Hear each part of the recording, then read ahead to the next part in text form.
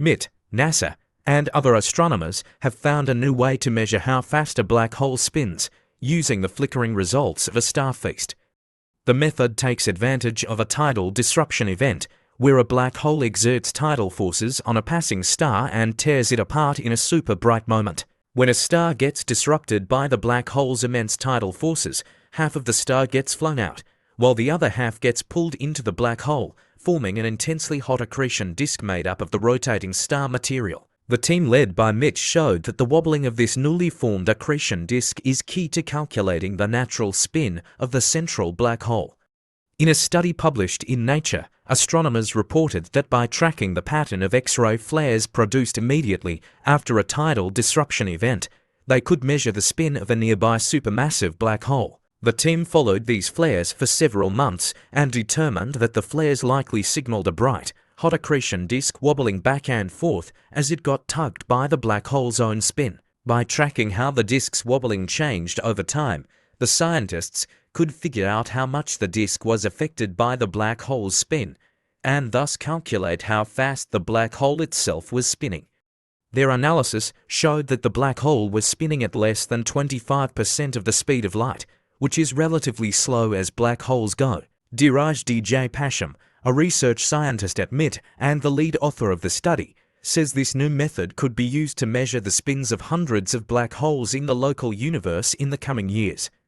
If scientists can study the spins of many nearby black holes, they can start to understand how these gravitational giants have evolved over the history of the universe.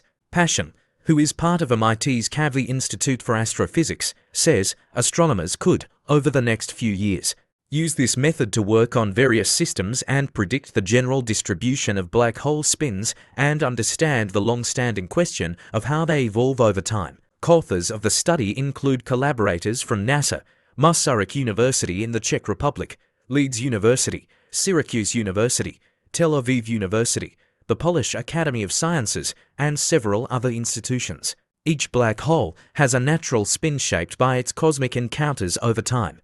For example, if a black hole has grown mostly through accretion, where material briefly falls onto the disk, it can spin up to quite high speeds.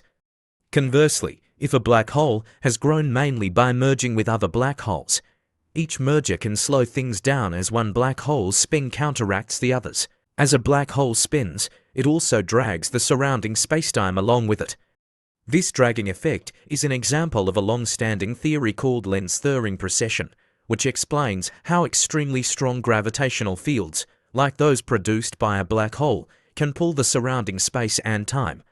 Normally, this effect isn't noticeable around black holes because the massive objects don't emit light. However, in recent years, physicists have suggested that during events like a tidal disruption event TDE, scientists might have the chance to follow the light from the star debris as it gets dragged around.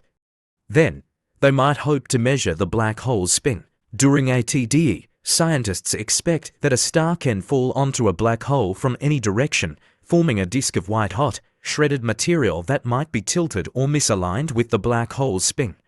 Imagine the accretion disk as a tilted donut spinning around a donut hole, which has its own separate spin.